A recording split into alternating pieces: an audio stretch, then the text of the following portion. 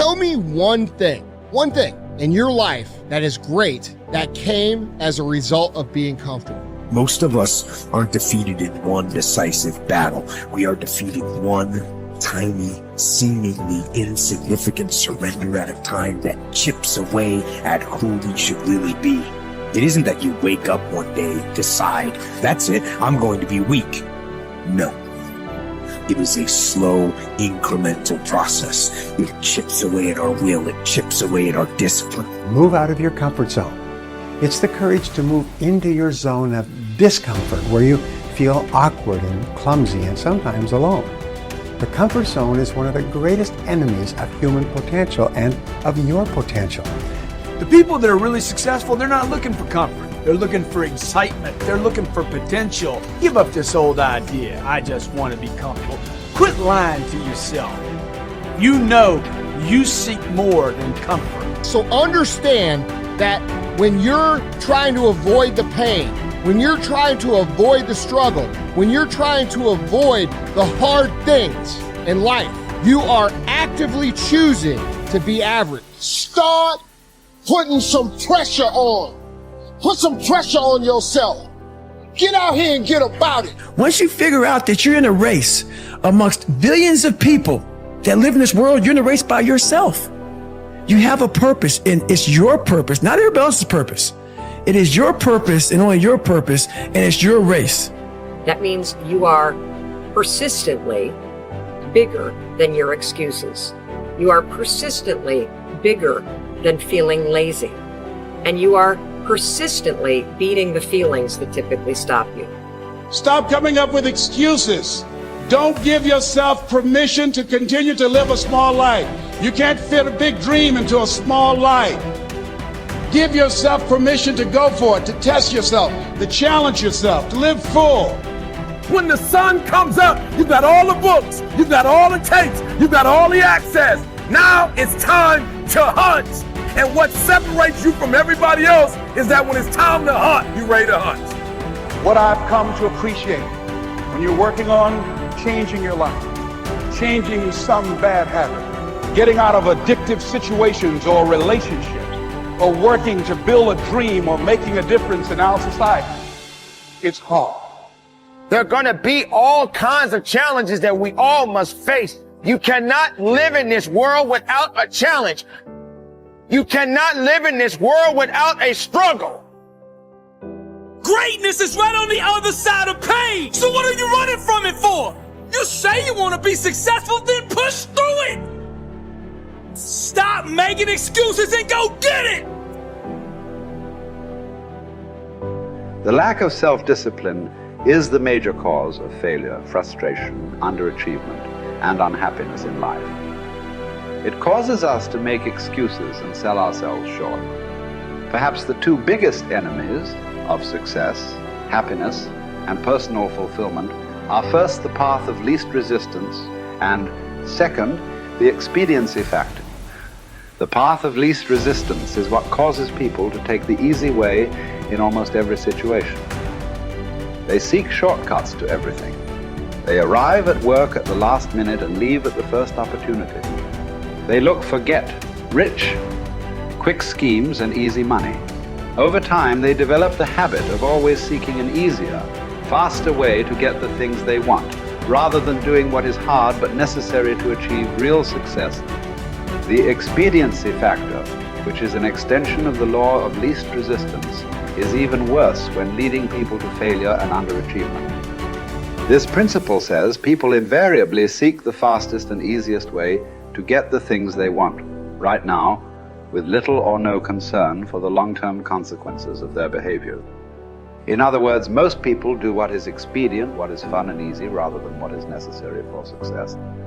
Every day, and every minute of every day, there is a battle going on inside of you between doing what is right, hard, and necessary, like the angel on one shoulder, or doing what is fun, easy, and of little or no value, like the devil on your other shoulder. Every minute of every day, you must fight and win this battle with the expediency factor and resist the pull of the path of least resistance if you truly desire to become everything you are capable of becoming.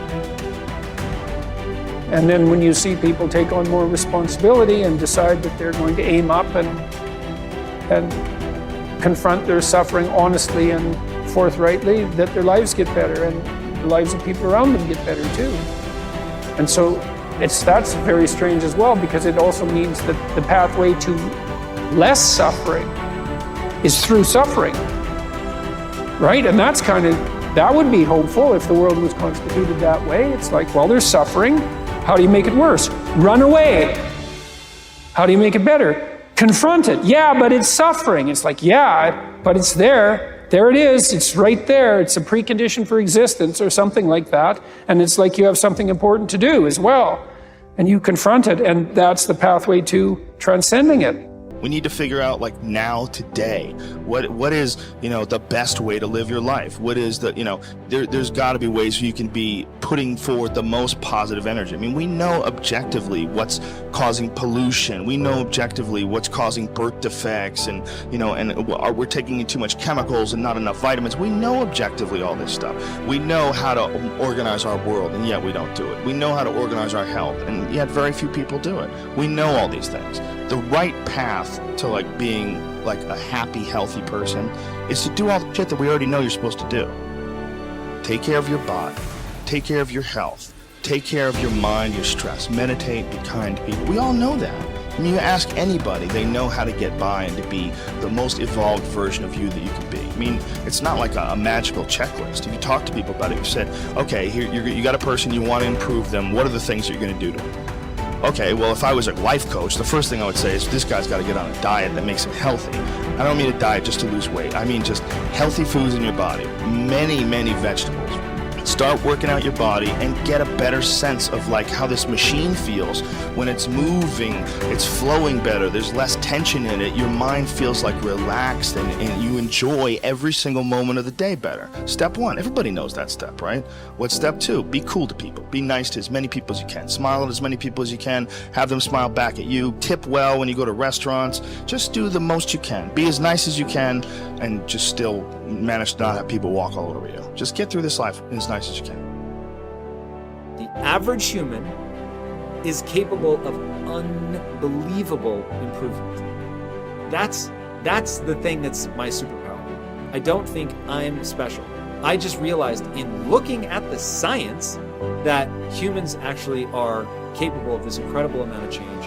It is the strategy that our species took to be able to pass knowledge on through culture rather than having to have everything be instincts.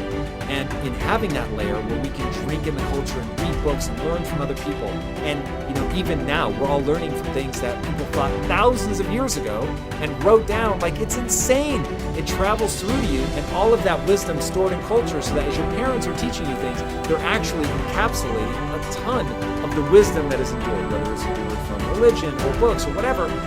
You're bathed in a culture that is giving you all of this incredible information. And so recognizing how powerful and potent that is incredibly meaningful. But you have to understand that you have to allow yourself to believe that you can learn from that culture in the same way that everybody else can. And that's what you're designed to do. Now, for me, that completely gave me the confidence, and I put confidence in air quotes because it's not like I believe something specific about myself. I just believed that the human animal is capable of this extraordinary change. And so now I just needed to point myself in that direction. Now, this is the key. Once I realized that I could get better at anything, it dawned on me that how I spend my time is a spiritual consideration. And I didn't want to die with potential that I failed to turn into skill set. That to me, that speaks to me. How much of my potential can I actually turn into skill set and get good at this stuff and push and grow and improve?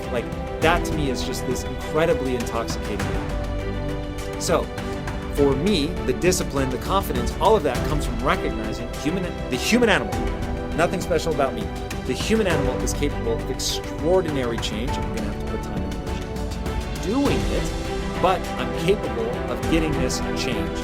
Therefore, I can do anything I set my mind to. Therefore, it really matters what I choose to spend my time on. Therefore, I want to put structure and discipline in my life so that I can move forward on things that excite me, that matter to me, because I really can have this big crazy dream that I'm thinking of. So my discipline is really born of my desire to have that thing, coupled with my belief that I can actually get there. Desire and belief. Get those two things right, and the discipline will take care of itself.